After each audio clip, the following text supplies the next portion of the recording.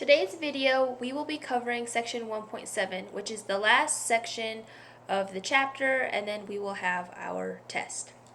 Right? Section 1.7 is all about linear, compound, and absolute value inequalities. Right? So, working on the first section, or this first subsection in section 1.7, it's all about solving linear inequalities in one variable. So recall, a linear equation in one variable is in the form ax plus b equal to 0, such that a does not equal 0. Right? So what is a linear inequality? A linear inequality in one variable is any relationship which has one of the following forms where a does not equal 0. So a linear inequality can be in the form ax plus b is less than 0, ax plus b is less than or equal to 0, ax plus b is greater than 0, or it can be ax plus b greater than or equal to 0. Right. The solution set to a linear inequality contains an infinite number of elements and can be expressed in either set builder notation or interval notation. Right. So what is set builder notation? It uses a description of the elements of a set and is written as, so it has those little curly braces, and it says, so how you say is, it is the set of all x, okay, that's the left-hand side, is the set of all x such that, which is the vertical line, x satisfies a certain condition, and then end the curly braces. So for example, if you were given a set 1, 2, 3, 4, and 5, it can be written in set builder notation as the set of all x such that x is an integer between 1 and 5. The set of all real numbers greater than 5 can be described as x greater than or equal to 5. And in set builder notation, we would have the set of all x such that x is greater than or equal to 5. Right? And that is set builder notation. So that when I say such that is when you see this vertical line right here. Right? So, yeah. Now, what is interval notation? It can be used to represent the interval between two real numbers a and b. In interval notation, the left and right hand parentheses are used to not include endpoints in the set, and the brackets are used to indicate the endpoint is included in the set. All right? We'll talk about that more. So in set builder notation, all right, if we have the set of all x such that x is greater than a, it means it is a set of real numbers greater than a. All right. So what does the graph look like if we go up here? Okay, let's say a was right here. All right. So what does it mean? So a, since x is strictly greater than a, that means a is not included. Right. So I'm going to put an open circle. Okay, and it is x is greater than a, so it is all of this. Right, and it goes on to, this would be infinity. Oops. Oh my goodness, what's going on? Oh wait, this is positive infinity. Ignore that. Alright, so I guess very quickly before I continue, it says on the graph you could either do this, color it, okay, to positive infinity, or you can use the open circle. Right? So what about the set of x such that x is greater than or equal to a? So in this case, a is included because this is saying x is either greater than a, or x is equal to a. Right? So let's say this a is right here. Right, so then a, we would color it in, okay, and x is greater than a, so we're looking at values that are bigger than a. Right, so that's all the way over here. And again, it goes to plus infinity. Okay, or you can do brackets and color it. Okay, so now let's look at the set of all x such that x is less than a. Okay. So if a was right here, again, since it's strictly less than, this means that it's not included. Okay, so we're going to use an open circle. But now we're looking at x's that are less than a. So what values are less than a? It's the stuff to the left. Okay, this goes to negative infinity. Okay, my OneNote is glitching out. Right, so now let's look at the final graph. It says the set of all x such that x is less than or equal to a. So again, a is included. Okay, it's like this, and it goes to negative infinity. Okay, so, right, these are the graphs for all of the set builder notations over here. Right, and what is it for interval notation? So because a is not included, we use parentheses, so it goes a to infinity. Okay, as you can see from the graph, it's from a to positive infinity. When x is greater than or equal to a, then since it has the or equals to, it's going to be the bracket, and it's going to be all of those values up to positive infinity. Right. When you go to less than a, when you look at the graph, you'll notice that it's colored right away. Okay, so it goes from negative infinity to a, where a is not included, and then the very last is negative infinity to a included. Right? So one thing, always use, okay, so technically not this, not open circle. Okay. I don't know what I was thinking when I wrote that. Okay, for interval notation, you always use parentheses for plus or minus infinity. Right? Okay, so that is interval notation. Okay, so we'll get more practice when we do examples. But before we do examples, let's talk about the properties of inequality.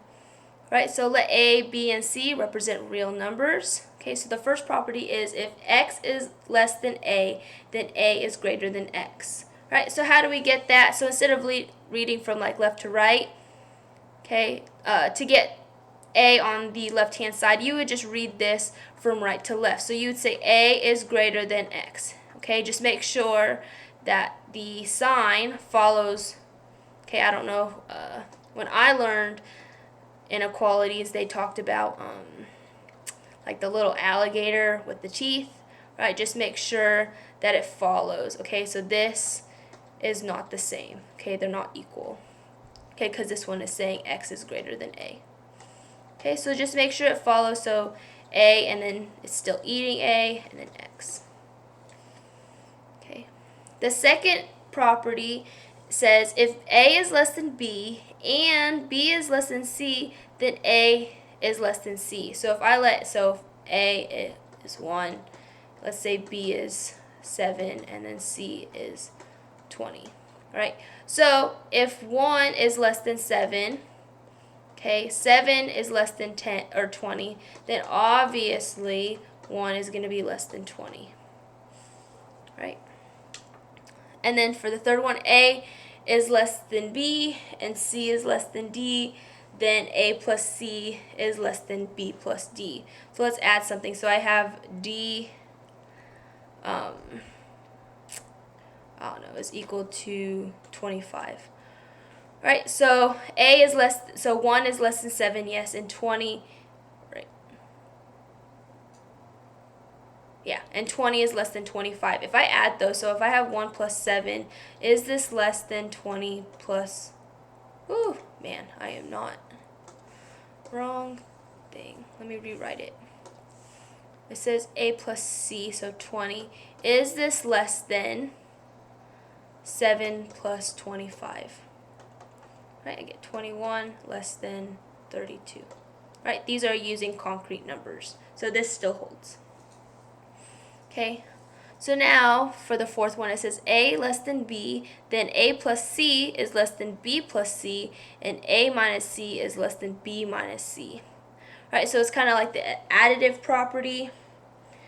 Right, so if we know a is less than b, okay, as long as you keep that the same, so whatever you do to one side you do to the other, right, then a will still be less than c, or a will still be less than b, right? You would just add the c or subtract the c.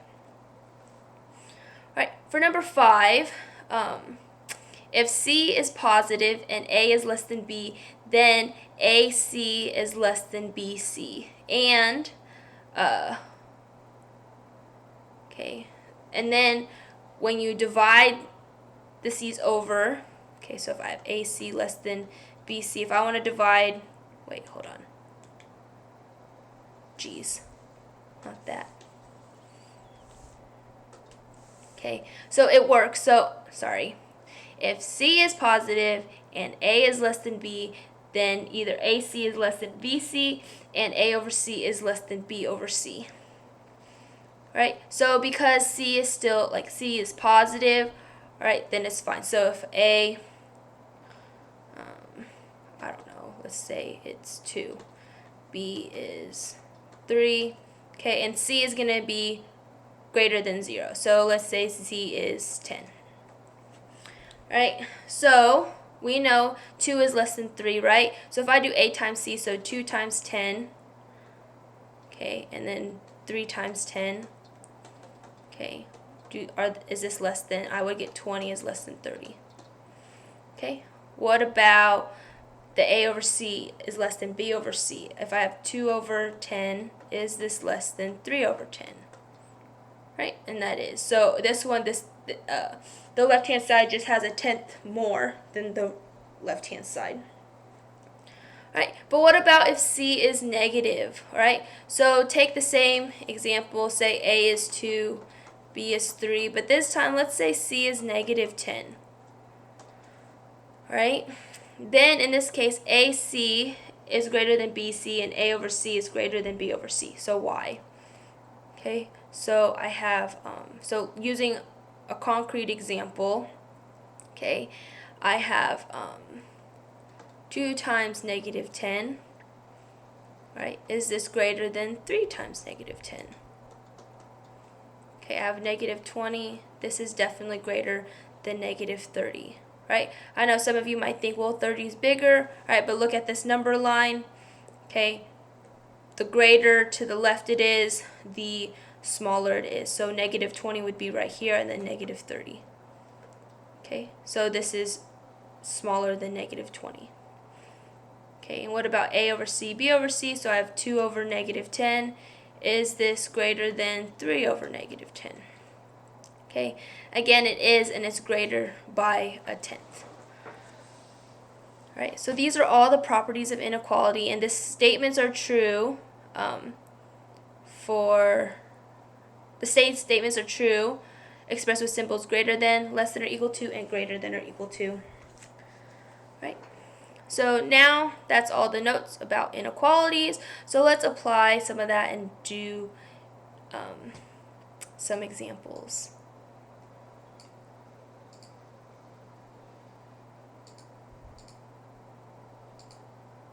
Okay, so example 1, okay, we're given negative 6 plus x over 4 is greater than or equal to negative 4. Right, we want to solve the inequality for the variable. We're going to graph the solution set and then write the solution set in interval notation. Right, so first of all, let's solve it. Okay, just like anything, like even solving equations, we just want to isolate x. Right, we'll just have to be more careful. Right, and we'll talk about some things in a little bit. Let's go ahead and talk about it now. Okay, if I had, so say negative 2x is less than 10, right? If you divide or multiply by a negative number, you have to switch the sign. So if I divide both sides by negative 2, okay, then I get x. Since we divided it by a negative, we have to flip it. So instead of less than, this becomes greater than, and this becomes negative 5. Okay, so why? So say if I have negative, so let's look at it again. Let's negative 2x less than 10. What if I just arrange this to where I want my coefficient of the x to be positive? So I'm going to add 2x over, okay, and I'm going to subtract 10 over. Okay, I get negative 10 is less than, so this is 0. Keep the sign, all right? It doesn't matter if you add or when you add or subtract, the sign always stays the same. And this is positive 2x. And then now we can divide both sides by 2. Okay, when it's positive, it stays the same. Okay, as you can see, I get negative 5 is less than x. Using property 1, I can say x is greater than negative 5. Now, as you can see, we get the same answer. Okay. So, yeah. Just remember, you could always make sure to make your coefficient positive so you don't have to worry about the flipping and dividing and all that. Or if you just want to learn that, then just know you have to flip it. Right. So let's continue on with our example. Okay, so I'm going to add 6 to both sides. Okay, when I do that, I get x over 4 is greater than or equal to 2. Right, and I'm going to multiply both sides by 4. Since it's a positive, I don't have to switch anything. All right, so this is x is greater than or equal to 8. Okay, so we got that. So now we have to graph this. So what you're going to do is you're going to get this value, so 8. Okay, 8 is over here. And then before I put any type of circle, I have to look at this inequality. Since this inequality has an equal or equals to, that tells me the 8 is included. Okay, so then I'm going to color in my circle. Now is x greater than or equal to 8. So we want all the values of x that are greater than. Right, if you're unsure, you can pick it. So these essentially are broken up into 2 intervals. So you can pick a number on the left, like say x is equal to 0. You can pick a number on the right, let's say x is equal to 10. Right, if you plug that in, if you get 0 is greater than or equal to 8, it's a contradiction. Okay, 0 is not greater than or equal to 8. Right, so if you had $0 and someone had $8, you definitely have less money, not more money, than the other person. Okay, or if we tested 10 is greater than or equal to 8. This is true, right? If you had $10, you do have more money than someone who had $8. So what does that mean? We just colored in. Okay, this method is just, if you're unsure what to color, you can always test the intervals, right? But if you remember like the graph of all of this, then you can just color it in, right? So that is our final answer. Let me erase this. We're going to clean it up a little bit. Right, this is our graph. All right, and then what is this in interval notation? Okay, so in interval notation, a good rule. So you're going to start from the way left. You're going to keep going. You notice there's nothing colored, and then boom, you see the first thing that gets colored is the 8. Okay, the 8 is included, so we're going to have that bracket. And then we notice it goes on infinitely forever. So this is up to infinity. Right? And this is the interval notation. Right? So now, let's do the second problem.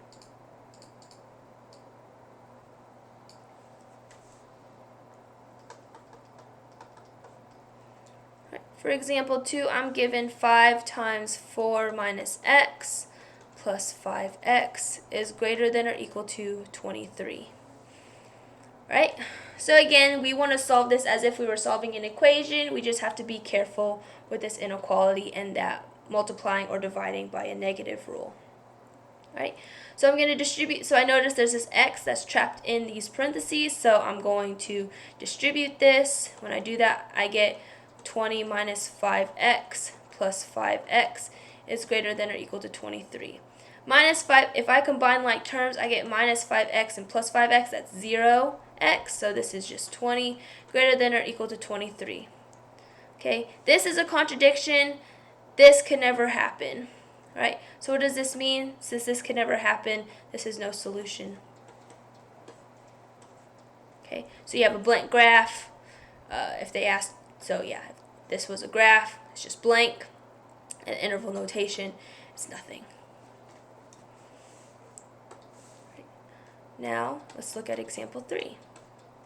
Example 3, we're given negative 4, y plus 6,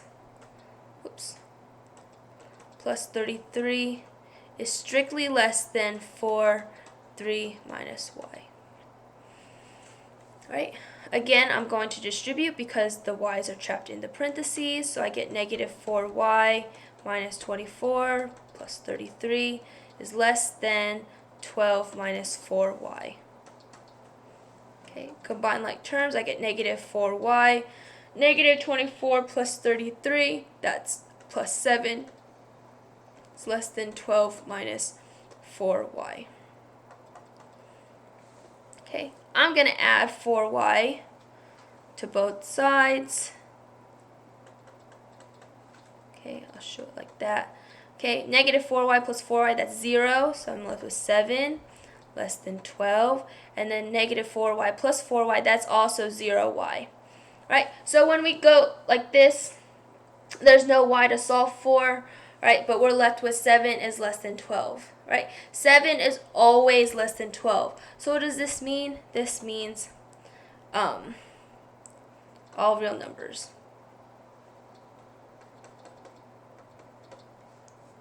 Okay, so we can represent it as this. Okay, this is the this is the symbol for all real numbers.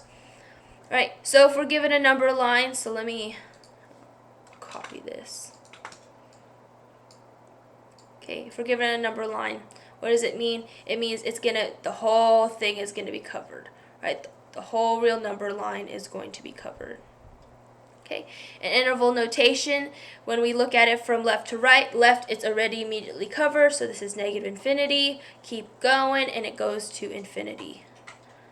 Right, so this is also the interval notation. Again, here are the class problems if you want to work ahead. Okay, but this is it for the subsection 1, right? So which is all about solving inequalities. And then with the graphing, some of you might be wondering, why is this just a number line? Why is it not like the coordinate plane? The reason why is because this is x and y, right? In this case, we're only dealing with x, so this is one-dimensional, right? So we just have to look at a number line. Right, so now let's take our knowledge of inequalities, right? We're going to take it a step further, and now we're going to talk about solving compound linear inequalities.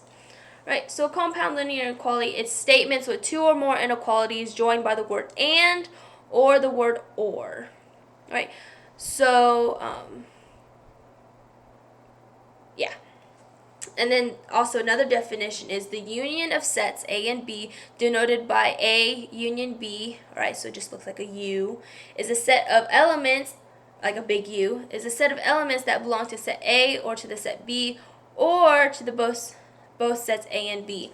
So before I continue on to the intersection, right, let me get this, right, look at this picture right here, right, this is what a union looks like. All right, so one example you can think of, so fun fact, I'm engaged, okay? So let's say A is my family and B is my fiance's family. When we get engaged, or when we get married, we become a union, right? So my family will become his family and vice versa, right? And that's what a union is. This one for a union, so when you talk about compound inequalities, the union is, you associate it with the word or, right? And then what is an intersection? An intersection of two sets A and B denoted by A intersect B, right? So it's just that sign, but you flip it 180. Or rotate it 180, is the set of elements common to both A and B. Right? So you can just think, just like these little Venn diagrams, even when we did, like in science class, like if you think of apples and oranges, right, what's in common? They're both fruit, right? And that would be the intersection. So like red or orange, right, that'd be like over here, okay, but those don't count.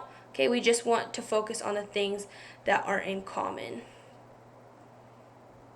Okay, and this one is denoted by the word and. Okay, we have steps to solve compound inequalities, and we'll go into that more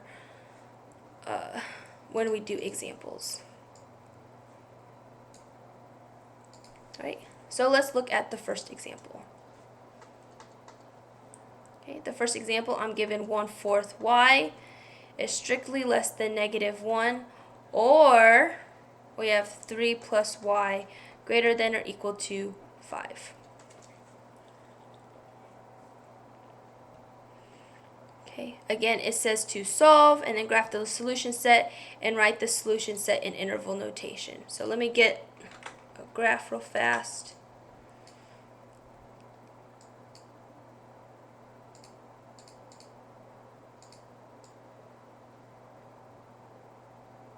Okay. So what is step one? Step one says to solve a compound inequality, first solve the individual inequalities.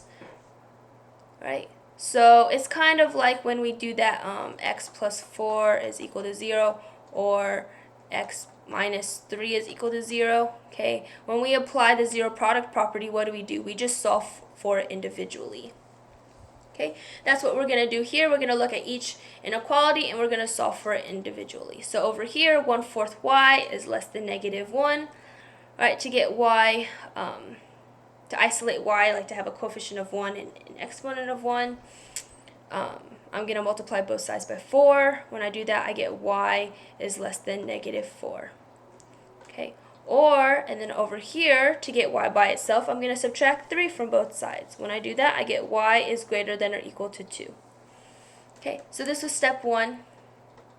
Okay, step 1's not always going to be this nice, like a one-step solving, right? But let's start off simple.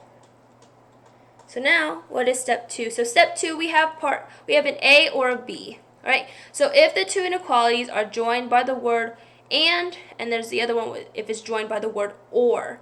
So in our case, ours is joined by the word or, so we're going to look at part B. So since it's joined by the word or, the solutions are the values of the variable that satisfy either inequality. Take the union of the individual solution sets. Okay, so first what we're going to do, okay, what I usually like to tell my students, like previous students, is I like to have a sketch graph and I like to have the final answer. Alright, so first I'm going to sketch this. Okay, I'm going to denote this with blue and this one is going to be red. Okay, so the first one, y is less than -4. Okay, I'm going to go to -4. I'm going to do an open circle, okay, because it's strictly less than. Right, and then since it's strictly less than, it's going to be all of this over here. Right, now let's look at the red. So y is greater than or equal to 2. Go to 2. I'm going to color it, okay, because 2 is included. Okay, and it's all the y's that are greater than 2. So it colors over here. Okay. Whew. The union is everything we colored. Right? So everything. So what does that mean? What is our final answer? Our final answer is this.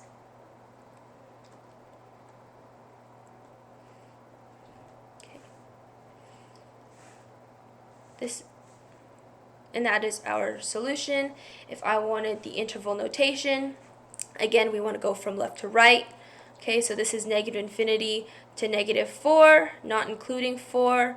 And then union, okay, it's also this. Okay, we're combining them. And then I keep going. There's this big gap. Okay, so we keep going. And then finally I see a 2 that was colored.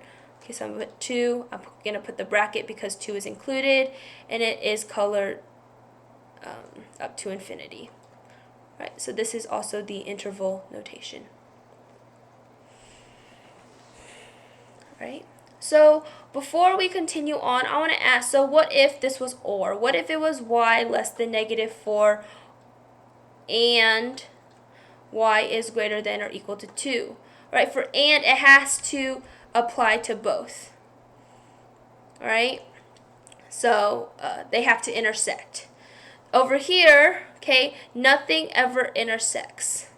Right, so if, like my colors could, I'm assuming the colors, like when I put blue and red together, it's not going to make purple. Okay, it doesn't. But if it did, all right, when we look at here, there would never be any purple, or purple would not be made.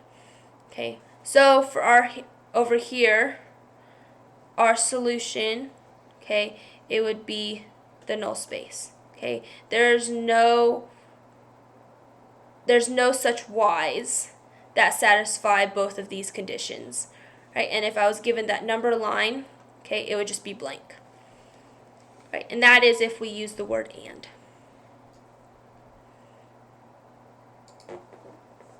Okay, now let's continue on to the second example. So the second example, I have negative 16 is less than or equal to negative 3y minus 4 is less than 2. Okay. Normally, when we see these, we're just going to solve, what you do is, like if you add 4, you have to add 4 to every single one. Okay. Before I do that, what this is also saying is this is negative 16 less than or equal to negative 3y minus 4 and negative 3y minus 4 less than 2. Okay, if you want to break it up like that, but this would be a lot less writing.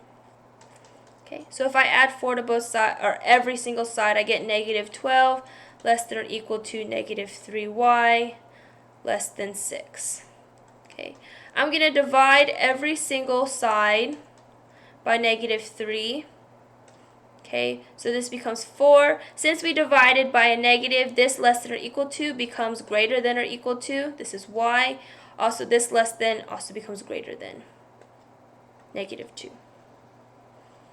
Okay, so let's rewrite this. Okay, so this would be negative 2 less than y less than or equal to 4. Okay, so what is this saying? This is saying that y is between negative 2 and 4.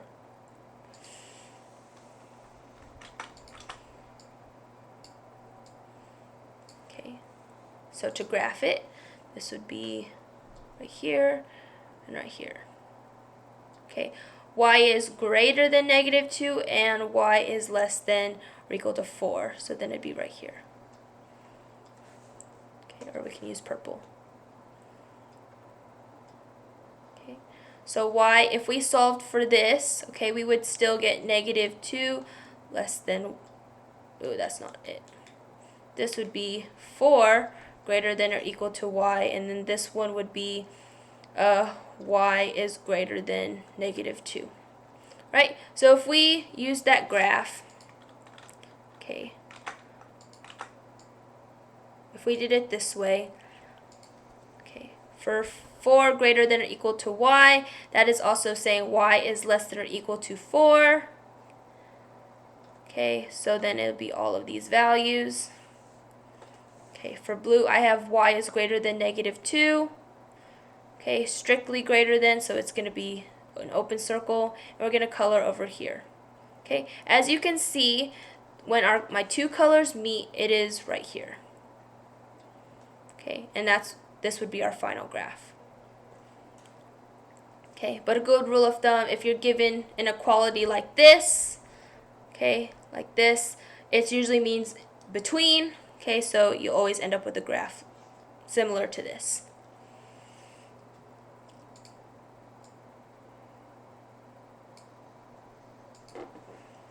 What about the third example? The third example, I have 3w minus 4 is strictly greater than 5, and 2w plus 6 is less than or equal to 4. Okay, again, we're going to solve these individually. Right, so I'm going to add 4 to both sides, and I get 3w is less than 9. Okay, so then if I divide both sides by 3, I get w is less than 3. Bring down the ands. Okay, we don't want to forget. Over here, I'm going to subtract 6 from both sides, so I get 2w is less than or equal to negative 2. And then divide both sides by 2, I get w is less than or equal to negative 1. Alright, so I'm left with w is greater than 3 and w is less than or equal to negative 1. Okay, so I'm looking at the second step. If my two inequalities are joined by the word and, the solutions are the values of the variable that satisfy each inequality at the same time. So we're going to take the intersection of the individual solution sets. Okay, so again, let me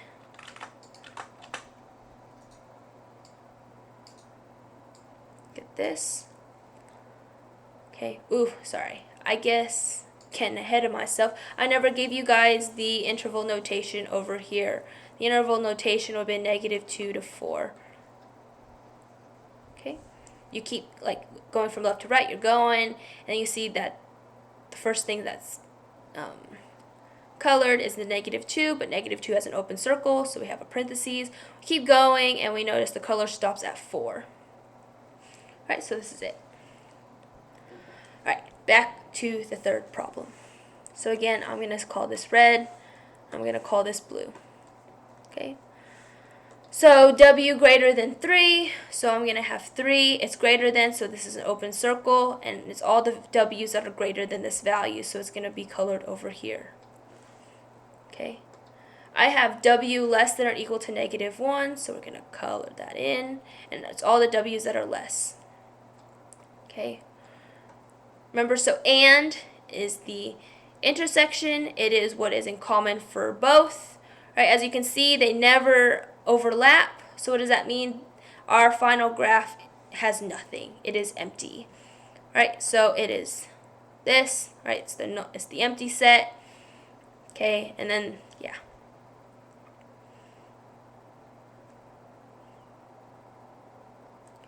And again, if this was or is the union, so then it would be this whole thing. It would be this one. Okay.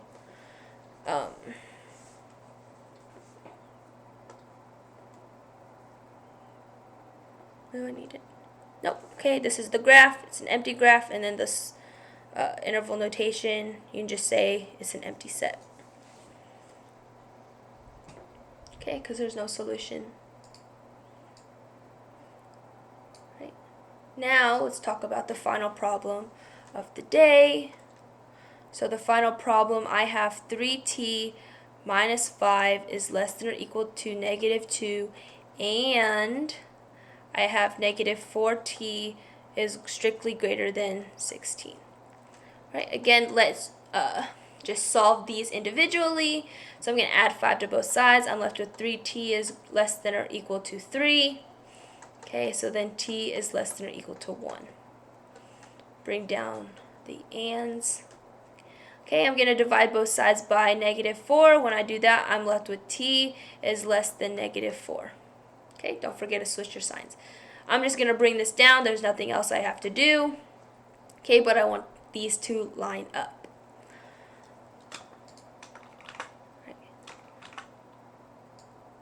Right. So now let's graph them. Okay, let's individually graph them. I have t is less than or equal to +1. So right here, okay, it's all the t values that are less than that. Right, and then I have t strictly less than -4, and it's all of this.